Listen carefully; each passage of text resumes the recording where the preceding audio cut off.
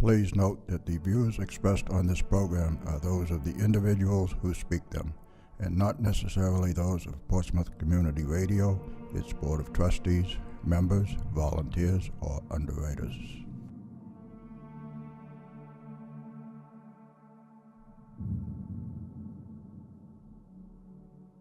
Good evening and welcome to Spirit Radio. I am your host, Willie Hassel. Along with my co-host, Lynn Nickerson, we will take you on a journey into the unknown, where the paranormal becomes the normal. A journey to a world cloaked in darkness, where reality becomes a thin veil. So sit back, relax, and join us as we venture into the shadows, the darkness, the unknown, and back.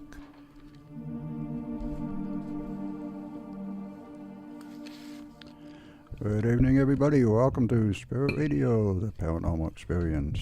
I'm Willie Hassel, along with the lovely, the mystical, the mysterious, the squeaky microphone. Sorry. Lynn Nickerson. Good evening, Willie. How you doing tonight? I'm doing great. Good. And you know what day this is? Hey, I know what day this is. This is a very special day in other than the 17th Spirit Radio world. That's right. Today is, you want to say it? You want me to say it? Drum roll, please. It is our 5th anniversary on air. That's right. 5 years on the air here at WSCA in Portsmouth. Woohoo! And I think that's pretty good. We lasted longer than I thought. Yeah, I know it. Hey, if I hadn't been smart and brought you in on this, would have lasted maybe 1 week. It would have been a different kind of show, probably. It would have, yeah. But I did the right thing. I said, hey, you want to join me? That's right. Some fun? But we chose an excellent guest to join us to celebrate tonight. That's right, we did. Well, we always choose excellent guests. To celebrate. But yes, to help us celebrate our 5th anniversary. So tonight on Spirit Radio, the Paranormal Experience, we are very pleased and happy to welcome back to the show. This third time? I think it is. Yep. 3rd or 4th time, but yeah. Varla Ventura. Born just outside of what she refers to as the wild jungle of San Francisco, Woo-hoo. She has more recently relocated to the deep, dark woods of Minnesota, where she can often be found lurking on the forests and lakes on the hunt for mushrooms, magical herbs, and elusive little men of legend. Varla is the author of several books on subjects such as fairies, vampires, mermaids, and just plain bizarre. Tonight she is joining us to discuss her latest work, Varla Ventura's Paranormal Parlor, Ghosts, Seances, and Tales of True Hauntings. So welcome to the show once again, Varla Ventura. Good evening, Varla. Hi, Varla. Oh, good evening. Welcome. Congratulations to you both. Oh, thank you. I'm honored to be on your show on your anniversary. Happy anniversary. It's what an honor. Thank you. It's been a good ride, and we've gotten to know a lot of great people and a lot of great guests. Wonderful guests. A lot of great guests like you. Ditto? Yeah, I think it is my... This is your 4th time? I don't remember if it was my 3rd or 4th time. I think this is my 4th time. Oh, okay. Is this your 4th book? Because we had you on for every book. Yes, well, it is, except for the 2 books of the Bazaar, but I don't think I was ever on for those. I think I was on for the Banshees, Werewolves, and Vampires, Among the Mermaids, Fairies, Pukas, and Changelings, and now... so it is your 4th. I think we've done, in that, yep. Wonderful. Well, we're glad to have you back for a fourth time. And tonight, everything We is have going good to taste. go right. That's right. Everything's going to go right. You know, as Willie, We go okay. Yeah. as Willie was reading your intro, he said that you go out hunting for magical herbs. Is that true?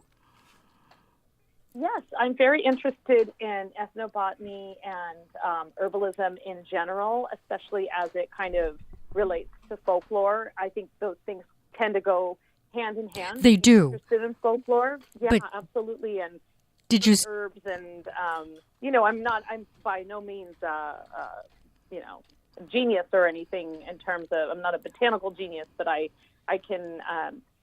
Certainly where I grew up in California, I was quite adept at identifying herbs and mushrooms and because it is regional. plants. Here it's very new for me. There are some things that kind of look similar, so You got to be I'm careful. looking into taking some classes. Yeah, I mean, I don't really touch anything. I just like to look at it and observe it and note that it still exists. And, sometimes you can read about something in a book Right. 100 times, but you have to actually see what it looks like and what it smells like. And so I'm just very interested in sort of the natural world in general. That I think that goes hand in hand with fairies and things like that. So You do have to be careful. I was going to pick some Queen Anne's lace once because you can eat the carrots. The roots, they're just like carrots.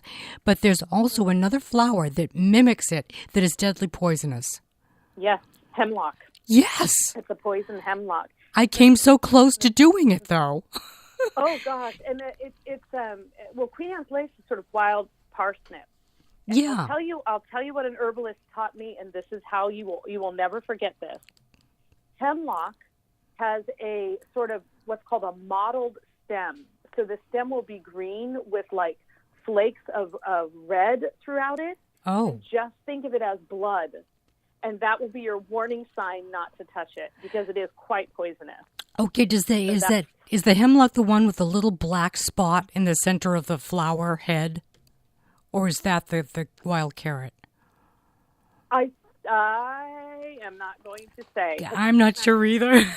They're I so go close. by side, and I always just remember because an herbalist once taught me on a plant walk. We went in November on purpose, and I thought, why is this person doing a plant walk in November? And she said, it's very important to be able to identify things that aren't in flower so that you know what you're dealing with. And that's when she showed us the stems of this wild hemlock, which grows on all the waysides and looks just like lovely Queen Anne's lace. Yes. And, looks kind of a bit like dill, only with a white flower. That's right. But you can tell by that stem. So that's an indicator that you should not touch it if you see that bloody stem. Good advice. I never forgot that. It's good advice. It's good advice. Did you ever study then with a shaman, like a healer? No, never. No. Never so much a shaman as somebody who I've studied with a few people, women in particular, who were just sort of natural self-taught. Yeah. So more on the healer realm of things, I would say, and medicinal herbs. But I've also been just sort of self-driven and self-interested in things like ethnobotany. Yeah. And sort of like anytime I research a plant or look into a plant, I'm often looking at the magical, mystical, folkloric, all the properties, and it's those things are always hand in hand with with like folk remedies and medicinal. That's right, because they do have medicinal properties, most of them. Yeah, and the ones that seem to have a lot of sort of power around them or fear around them are often like a fly agaric or a toadstool mushroom that we know is highly poisonous. Yeah. Has all of this lore around it and can actually be used, in small doses to treat certain That's true. Like heart disease and things like that. Yeah. It's such a fascinating, that is really the unknown kingdom there. I mean, probably even more than really esoteric knowledge. in hands with fairies. Yeah. So what I did want to say was, I read Paranormal Parlor from beginning to end, and I really, really liked it, and I've loved all 4 of your books, but this one is different in that you have an eclectic collection of paranormal topics, and I really like that. And there's information in there that complements other stories from other sources that I've read. So it was just, it was a real pleasure reading it. There's just a nice collection, a nice variety of paranormal stuff. So I thought it was really cool. Thank you. That's a real compliment. Thank you very much. Yeah, and I love them all too. This was just a little bit different. Yeah, I was just going to say, of course, all of Varla's books are good. Yeah, absolutely. Okay. I just like the angle, the approach that she took on this one, too. So since it's the season, Varla, you had said last time that you would like to speak about your story with the Ouija board and how your mother had taken it away from you. Yes. Well, and I have to tell you both that I was on a show the other night, and I was telling the story, and I said, I know what happened to the Ouija board now, but I can't tell you. Oh, no. I'm saving it for Lynn and Willie's show. Oh, you're kidding. Thank you. Show, yeah. You heard it here first. Cool. All right, another exclusive. Yep. Yeah. So please. It's a good teaser for the show. Maybe you want to give a little bit of background on what you did with it, about the little girl in the graveyard, the whole thing. Yeah. Just to sort of recap, the one of my earliest experiences with the Ouija board, like I had received it as a gift for Christmas from my mom. My sister and I, very close in age, we would often get, shared gifts. And this one was under the Christmas tree, wrapped in nice paper, looked about the size of a Monopoly board, thought it was Monopoly.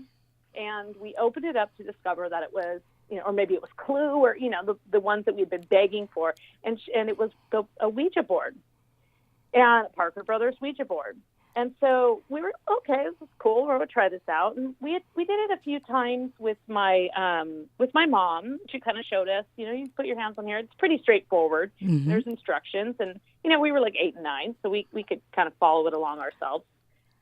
And we had been sort of, so we got it at Christmas time, and we lived where there was a lot of snow and stuff. So we were inside a lot and just kind of playing with it. And nothing too dramatic had ever happened. It would move and it would answer questions, but it didn't really seem to be anything too dramatic. As spring came around, our next door neighbor had a peacock which wandered into the woods. And as she followed this peacock into the woods, she found this lone grave of a pioneer girl who was about the age my sister and I had been when she died. And it was just all by itself, marble headstone and footstone, very rare, just kind of like alongside the road. Oh, was she all by herself, Varla? She was all by herself, which is pretty unusual from everything that I understand, and no other graves were found around that. Later, somebody has bought the property and cleaned it up, and so it was pioneer times, gold rush times. Mm-hmm. There was once a hotel there that had fallen to the wayside, and it's entirely possible that there was a large home at one point, and the family intended to all be buried together, and then they fell out of fortune and they left the foothills like so many people did. That was California? This was in California. It's up in the foothills, up in Northern California, outside of Nevada City, actually. So the peacock got you to the graveyard. Yeah, so anyway, we start making contact with this little girl. It's sort of spelling out the name of this little girl whose name was on the grave. And this had happened a couple of times. And my mom sort of, we knew about this grave, just to be clear. Like we had already, the neighbor had already revealed this grave, and I'm not sure if we had actually gone on a hike to see it yet. But in any case, there was, there was something saying it was this name. I just said it was Jenny in my book. That's the actual name that was on the grave. So Jenny's contacting us, and it's spelling out the name, and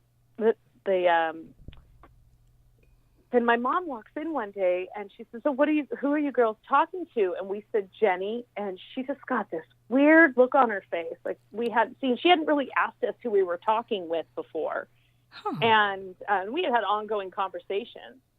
And she walked over, and she just got this very strange look on her face, and she just reached down. She snatched up the board, tucked it in half, put it under her arm, and tromped off. And then sort of muttered something to us about how, we were opening a portal we didn't know how to close. And I just don't think she had thought that we would actually make contact. Oh, is that it? Because I would think she'd realize that that's what you do with the board, and that's the risk that you take. So I was kind of surprised. Well, why was she so surprised? Well, I think she wanted the board for herself. Oh, now that I think about it, maybe she just wanted the board. And she is a very esoteric person, very interested in the occult, reads the tarot, does all kinds of, interesting rituals and things like that. So it's not as if she was unfamiliar with the psychic art. Uh-huh. But for whatever reason, I guess she just didn't think it would happen or something. Yeah. I just don't think she thought anything would happen, or maybe she thought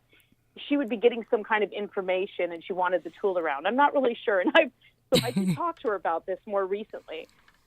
So she just a little later, after she had taken it away, I asked her about it again, and she said, well, sometimes things can come through that impersonate other things. But she didn't tell us that at the time. I kept pressing her, throughout the week or so. I was like, why did you take that away? Why did you take that away? And I spoke with my sister about this more recently as well, and she remembers it very well, and she remembers being very scared because she and being convinced I was moving it. And I remember looking at my sister's face and seeing how scared she was and knowing she wasn't moving it because it was my big sister.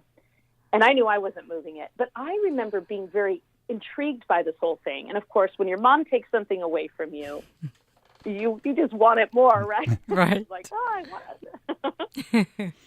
So finally, we talked about it a few times, and she just couldn't remember. So recently we were visiting, and she said, I think I remember what I did with it.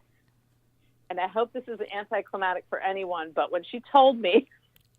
What did she do with it? I actually remembered it. She used it...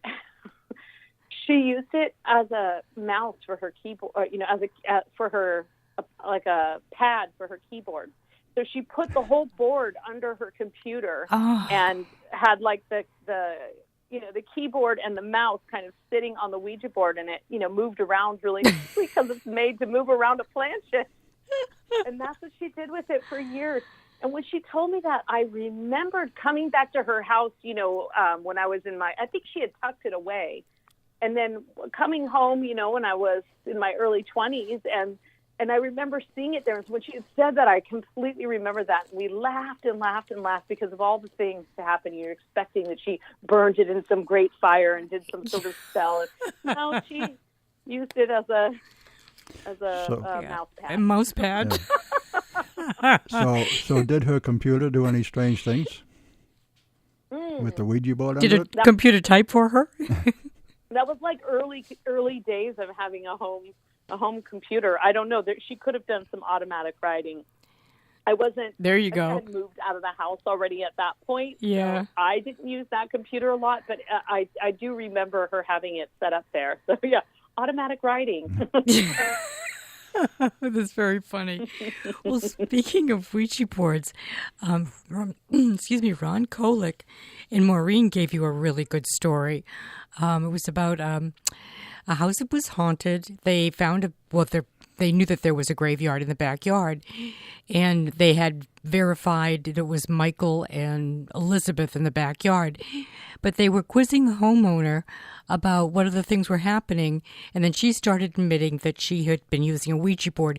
Do you recall this story, Varla? Oh, I 100% recall. Oh, okay. Just to let you know, when I have you ever had them as guests on your show? Have you had Ron or Maureen on your show before? We had Ron on once, and it took us forever. They are coming on in just a few weeks, maybe 3 or something. I think it's 3. Sometime in November. And they're coming together. Good. They're going to both be on the show. Wonderful. But we know Ron well. He's a friend of ours. He is a character. Yeah. You guys are from the same kind of general area, right? And certain paranormal circuit there. Yes, he's wonderful. And so I one of the things I did with this book is there are stories from other people, and the way that I went about collecting those stories is that I reached out to that person, and instead of saying, "Oh, can you just email me the story?" I called them up and I interviewed them, and I wrote it longhand. Oh. As they were talking to me, and then I quickly typed it up, made notes if there were things I had completely forgotten, and sent it to them as efficiently as I could, and said, "This is how I recorded your story. Is this accurate? Is this?" So it was both. It was a really wonderful way because I got to hear firsthand the story, and I got to hear Ron tell me the story. He's such a joker. Hilarious. He's very funny. Calls it the house. What did he say? The house that went to pot. The house that went to pot. Oh, so great! Yeah. So the thing. Well, go ahead. Go ahead. Well, I was going to ask you. So the lady had been using the Ouija board, and then she was channeling him, a male, that she thought was befriending her, and she said that she would find coins on her windowsill, but they were faced upside down. Now, what do you know about that? Coins appearing. Yeah, so I mean, Ron and I actually talked about that a bit because that was something that the woman mentioned as they sort of, it was one of those things where first she just invites him to the house and says the house is going into foreclosure, and it's because she has these spirits. That's right, yeah. Will they help her? And they do this really, kind of amazing walk through, and they, Maureen is channeling these spirits. They go out all the way out to the graveyard, and it's the two graves that have the children's names on them. But then it takes this almost ridiculous turn where the woman then admits that she's been smoking pot and doing the Ouija board. And that she's befriended this spirit, and she says to them, "He always tells me about the best sales." At Macy's, yeah. At Macy's, yeah. So anyway, but the coins had been on the windowsill, I guess, when she moved in. And he and I kind of talked about this a little bit. And he had done a bit of research trying to peg down what it was. And what he thinks it was is that it was sort of a way to ward off some kind of evil spirit. And I would probably agree with that because I think when you have, first of all, the whole thing, find a penny, pick it up. Yeah. All the day you'll have good luck. But if it's heads up, it's supposed to be good luck. And if it's heads down, it's supposed to be, or tails up, it's supposed to be bad luck. And you should believe it.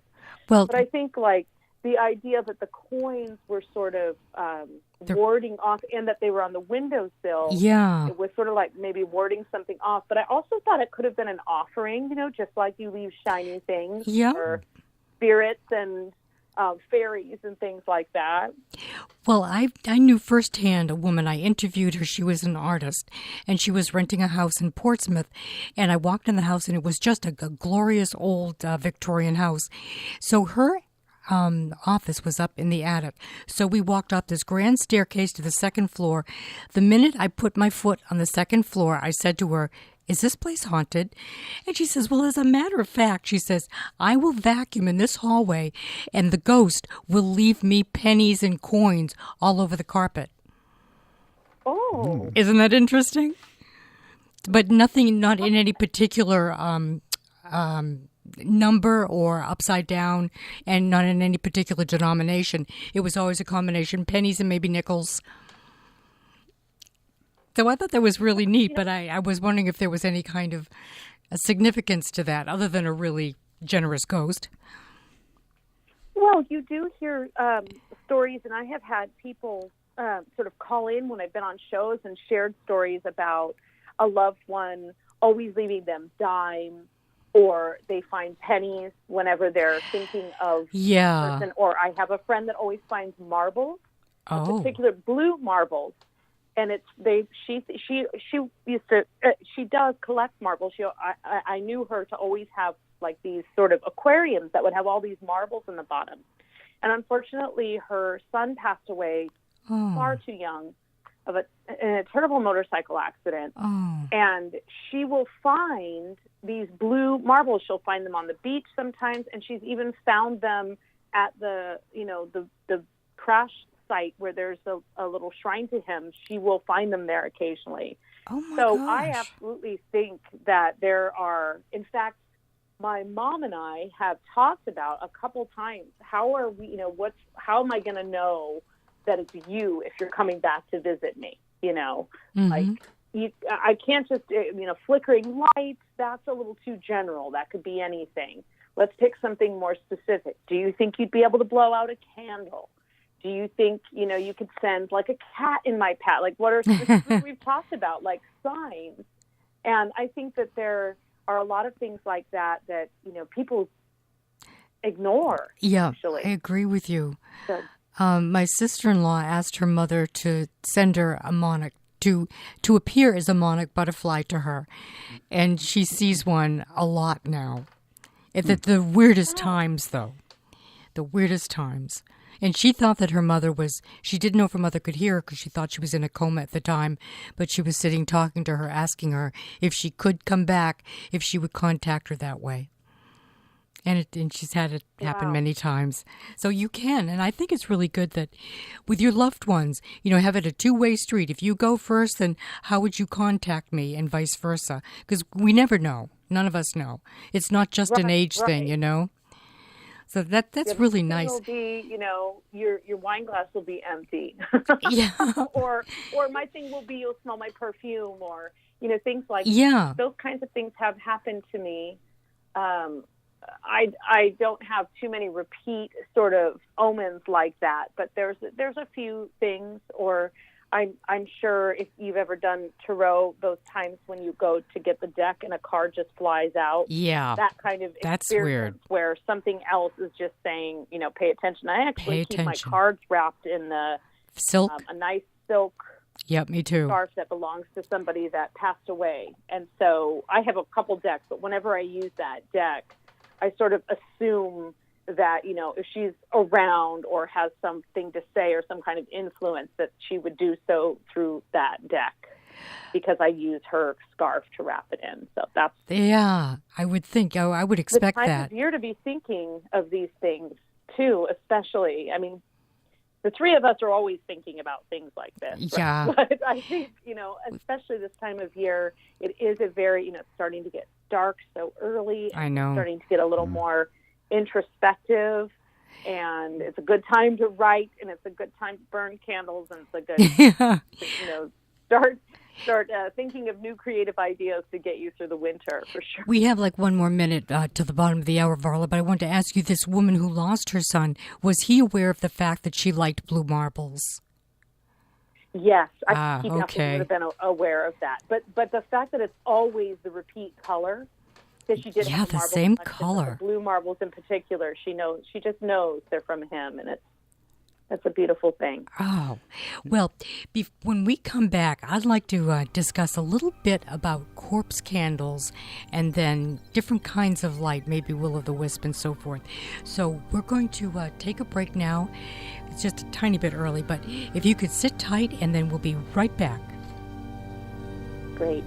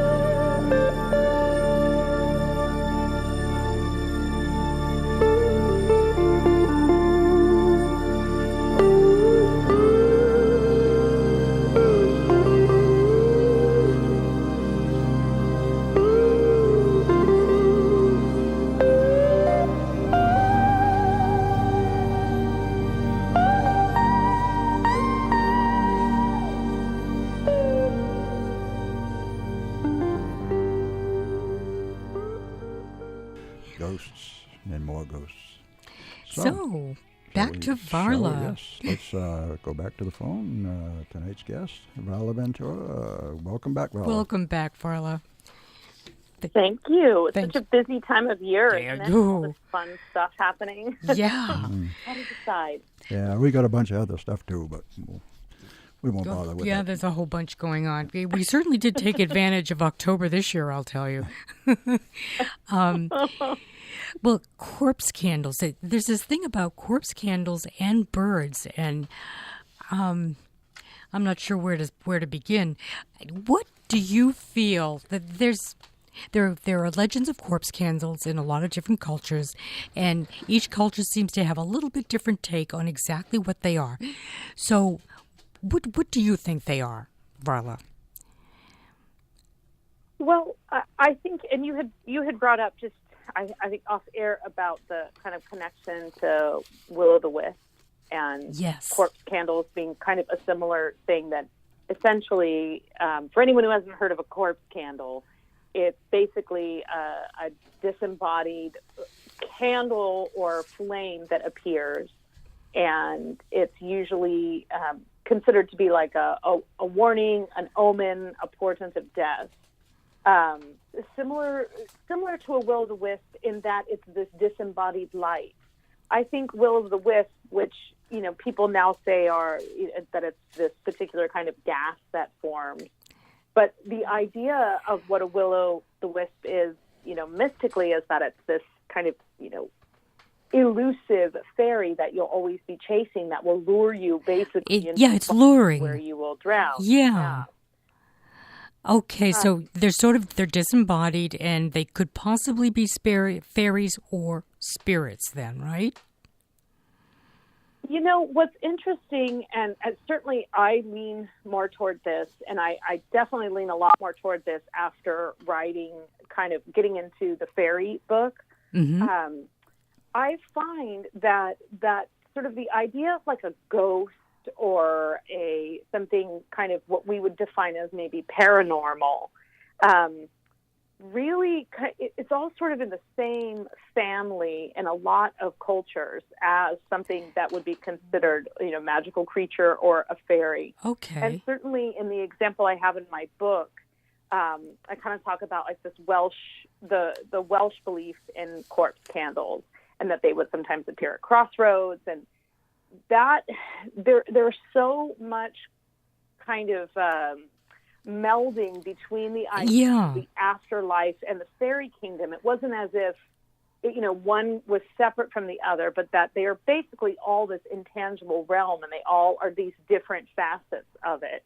And so something like a corpse candle is kind of would be in the same category as a fairy, or even, a ghost or a banshee or something along those lines. And banshees probably are the best example of the creature that straddles the world of being defined as a ghost and being defined as a fairy. Yeah. Technically, it means of the fairy mound.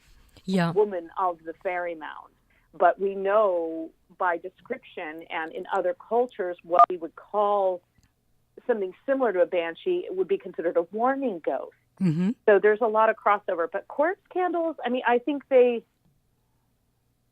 anytime you are out, especially in a situation where, I don't think people just recorded these stories when they were just casually strolling midday. No, people retold these, if you see something like that, you are retelling the story because it bothered you. And maybe it's bothering you because you're at a crisis in your life, or someone you love is in crisis. And so in that same way that you can kind of look for the signs, I think the stories that we hear are from people who are kind of coming from a place of it being a very significant event. Mm-hmm. It wasn't as if they just saw it and nothing ever happened. I'm sure that has happened, but the stories that we have and that we sort of have woven together from different instances around the world are of these being omens. And I think anytime you are out alone, deep in thought, and you look up and you see some kind of strange flickering flame, it's going to mean something. It's significant. It's going to be telling you something, and you're going to remember it. And I absolutely think it can be a warning, just as, the puka can serve as a warning to say, hey, buddy, you're on the wrong road. Literally, you were on the wrong road. You were told to go straight home from the pub, and what are you doing over here on this side of the town? You're too close to the cliff. And so I think that there's some practicality there, and it's not always a warning like, we're going to hurt you, more of like, you need to get it together because we're watching you. And you're messing up. You're supposed to stay on a certain path, and you're messing up. Well, how about this? Willie and I have got a story. We went to a graveyard. It was a massacre site. And we were just a couple of days away from its anniversary at the time, probably about 5 days. And we sat in the graveyard, and it was surrounded by woods. There were 13 stones. And I kept seeing little bursts of soft light. I saw about 6 or 7 of them, and the last one was way far away from us up in a tree, but I could still clearly see it. So I didn't know if maybe that might be an example of a corpse candle or a fairy, or I don't know. What do you suppose that was? Well, I actually heard a story not that this summer. I heard a story. I was listening to Jim Harold's Campfire stories late at night. Yeah. I love listening to those. Oh, he's got a great show. Oh, so great. And there was a man who called in, not that his story was extremely similar, but he talked about going to this reenactment of this battle site where these Highland soldiers had come to fight in the Revolutionary War against George Washington's army. And they had all been killed rather quickly. Ooh.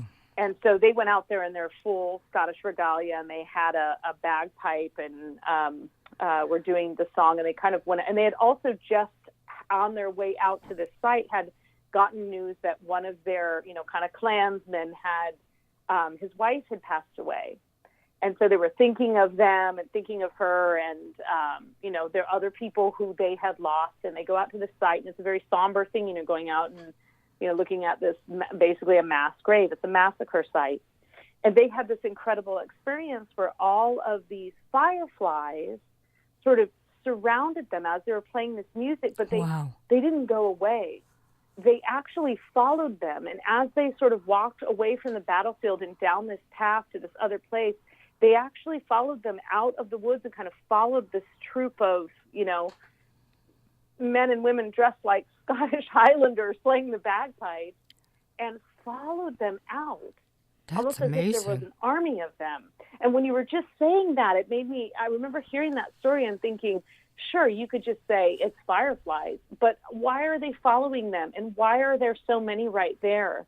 And, how could it not be connected to this massacre? And you could explain it away, probably, just like you can explain anything away. But I think you guys probably both know this from your work in this, in the world of the paranormal. You can explain individual incidents here and there, but you can't explain away all of these shared experiences, and you can't explain away all of your own experiences, repeated experiences that have happened. And so I think something like that is like, well, offhand, maybe you could say, well, it was just a few fireflies, but I think it's more likely that it was something kind of a sulphurous firefly. That's what they would say. They would say that you have the sight. If you can see things like that, you're one of the people who are able to have that second sight and see, that it's a gift to be able to see something like that. Yeah, so. And we also, at the same time, we got a pretty good EVP. We did. Lynn mentioned it to me. She said the strange lights up in the tree, and we got a woman's voice that said, "I saw it." Because I asked Willie, I said, "Did you see that?" And Willie said, "Yes, he did." But in between the answer, she responded and said, "I saw it." Wow. It was amazing. A little confirmation. And before going into that grove, I felt that I would be connecting with a woman.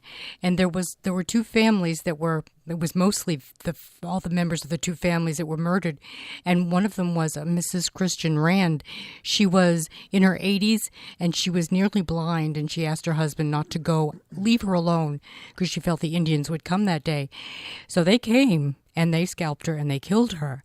And I feel that she was the woman who said that. It was definitely an older lady's voice.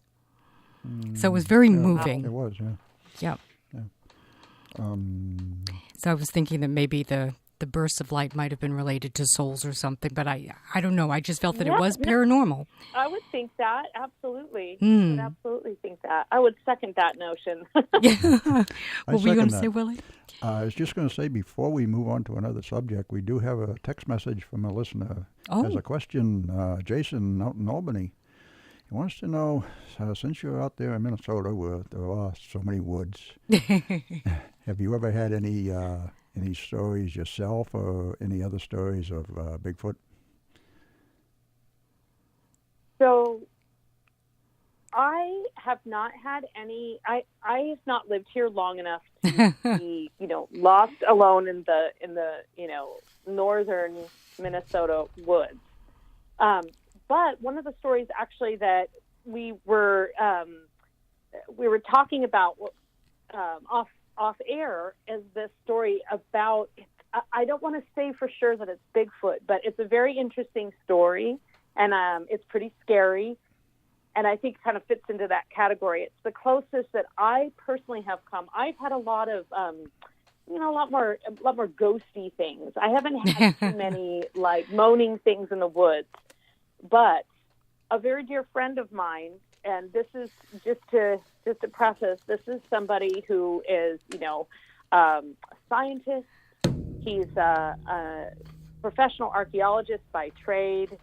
He has traveled the world. He has, gone spelunking in underground caves in the middle of Mexico. I mean, he's done a lot of daring things.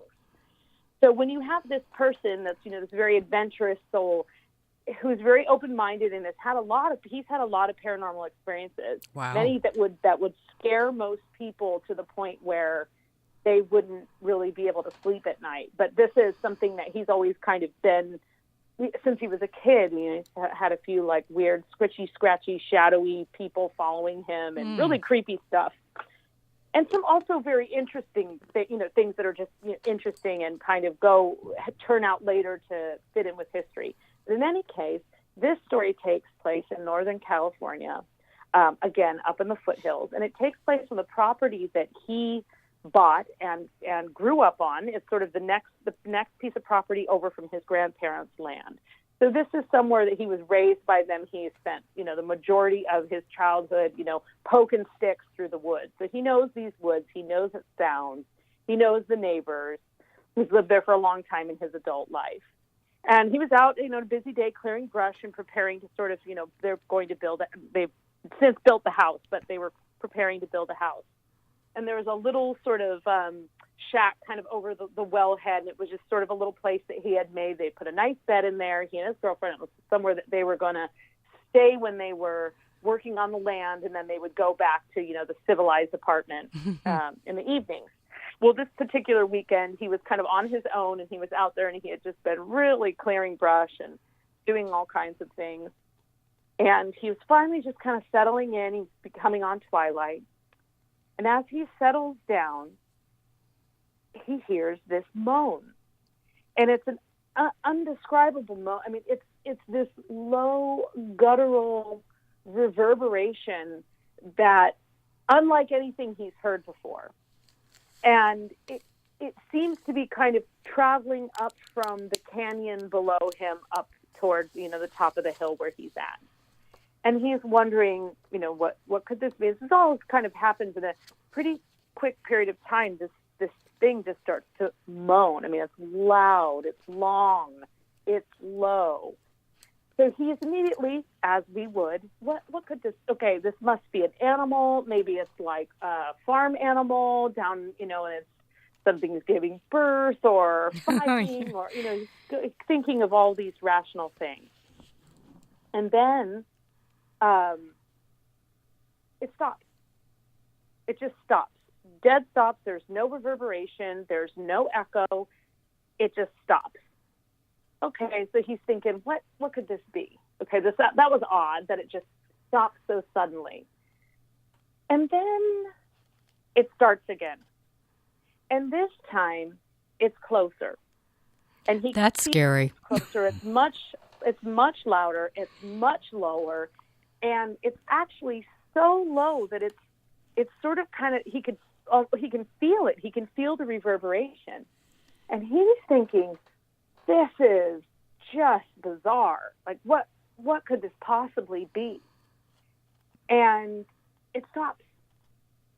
It just dies. It just completely, there's just no echo, no reverberation.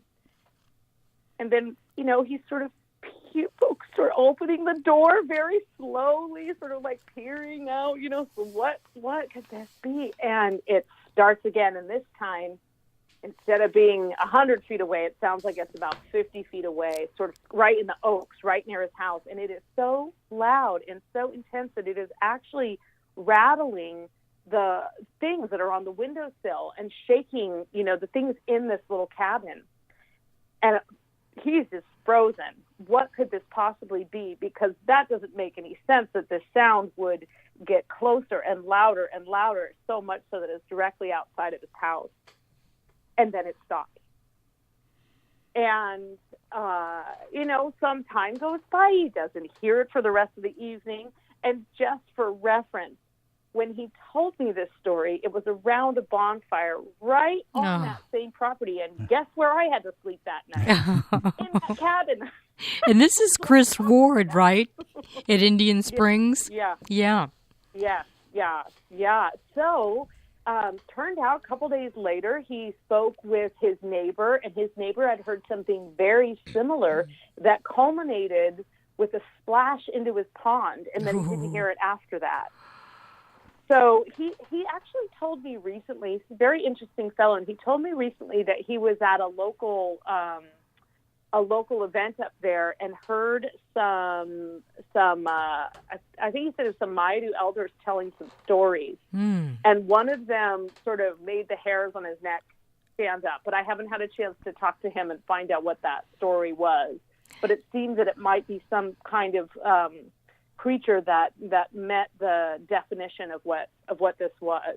Yeah. And interestingly enough, when this happened, when this initially took place, I had just finished the Banshee book. Oh. And so my first thought was, could it be a Banshee? But it didn't make any sense. And then, in retrospect, it didn't make sense because there wasn't anyone close to him that was ill right then. There wasn't any, it didn't really fit the definition of Banshee other than the fact that it was a noise. Yeah. And it definitely has a little bit of a Bigfooty, but to me it seems even beyond Bigfoot. It seems more like Wendigo or something. Just that's a good point. Kind of, yeah. Wendigo, yeah. And I know he said the sound was so low is he could actually feel it more than really hear it. Yeah, and it was the window pane, and he could feel it in his body. That kind of makes me think of infrasound, but yeah, yeah, probably a Wendigo. Yeah, I don't know. It's remained a topic of discussion. Lo these many years that he told it to me initially, and every time I see him, I make him, can you tell me that story again? And then I finally said, can we put it in? Can I put it in my book? It's one of my favorite stories because it actually genuinely scared me and still scares me. And there aren't that many freaky stories that really, that kind of stuff just doesn't typically scare me. I mean, you're in the middle of the woods and you're vulnerable. Where do you go when you're in the middle of the woods like that? Right. Yeah, and also something about the fact that it's on this property. He's not going to leave the property, so no, it's not like that's going to go away. So and it's just those kind of in the back of our minds, like, is this ever going to come? I know he wonders if it's ever going to come back. I think it's a good possible Bigfoot story. That's what I think. Man, absolutely. If we have to put a name on it and a label. So thank you, Jason, for that question. Yeah, that episode. Good story. Yeah. Varla. Closest I have in this book, anyway. Oh, you've got so many great ones in there. How about Joe Diamond's story about the haunted Tarot deck? Oh, that's an amazing story. And he's an amazing guy. And he's this incredible paranormal magician. He's based out of the Chicago area. He puts on these marvelous seances. I got to look him up. He sounds very interesting. He's done tricks for me over the phone that have been so eerie and so accurate. But I've seen videos of him being blindfolded and sent into a graveyard that he's never been in before, and he can find the grave, the name that they give him. I mean, it's amazing. Wow.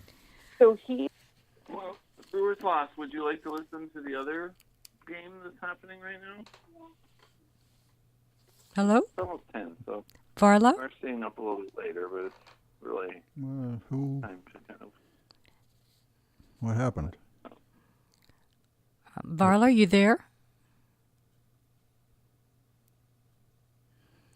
I think somebody broke into the line there somehow.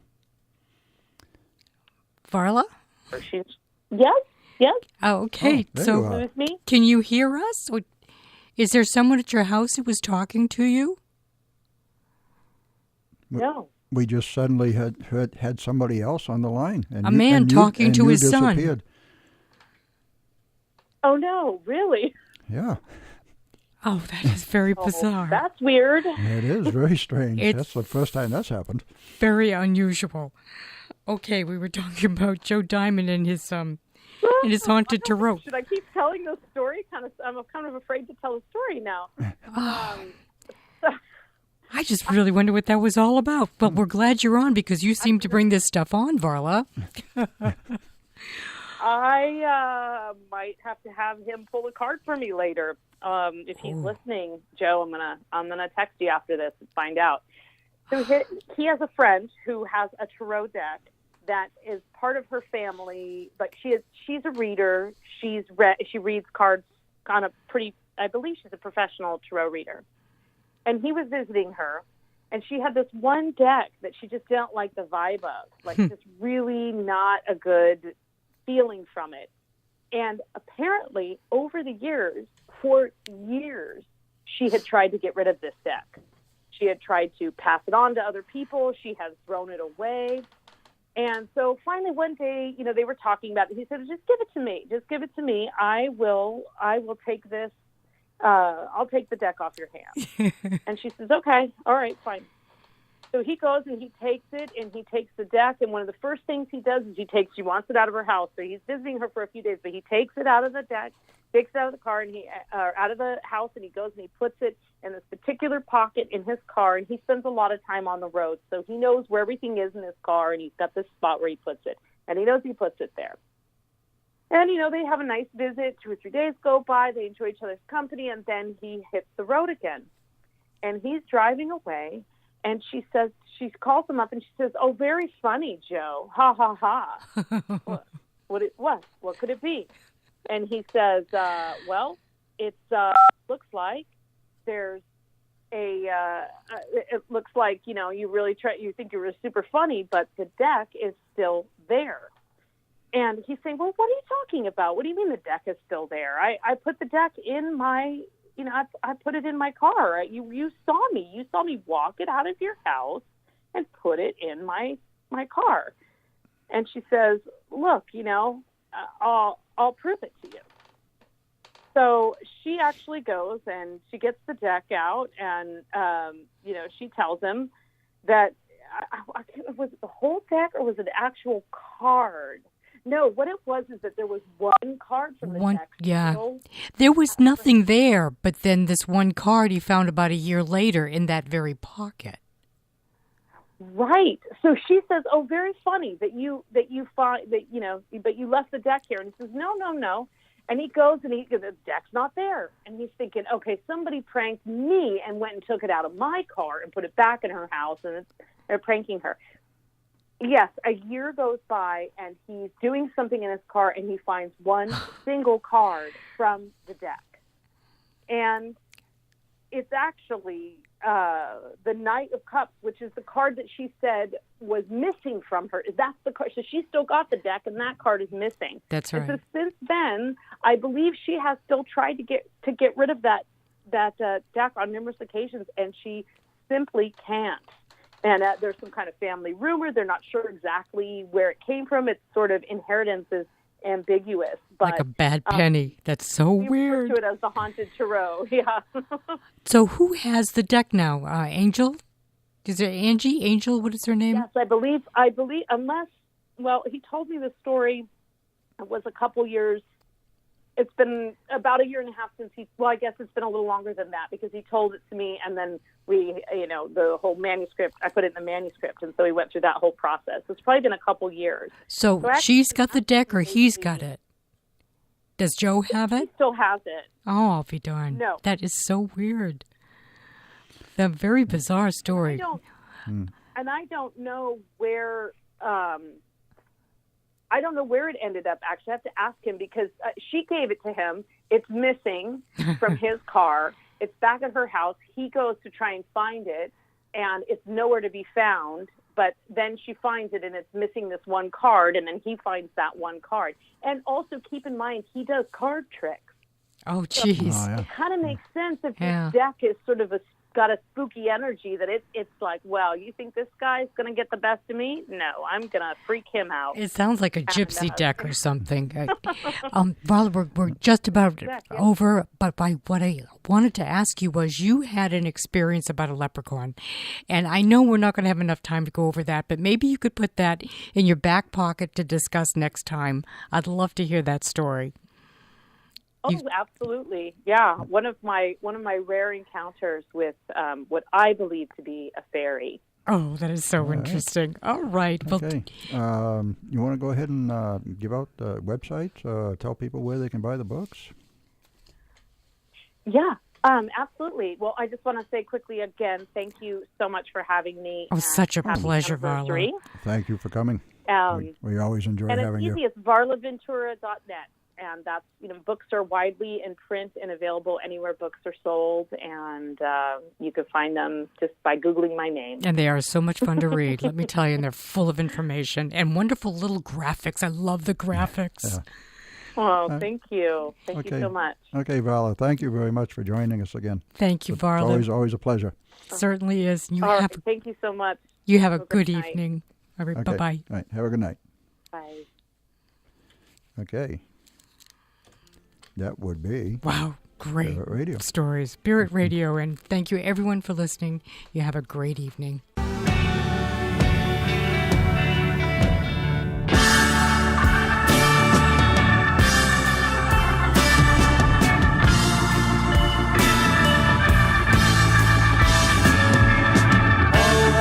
Touch and all that you see, all that you taste, all you feel, and all that you love, and all that you hate, all you distrust, all you say.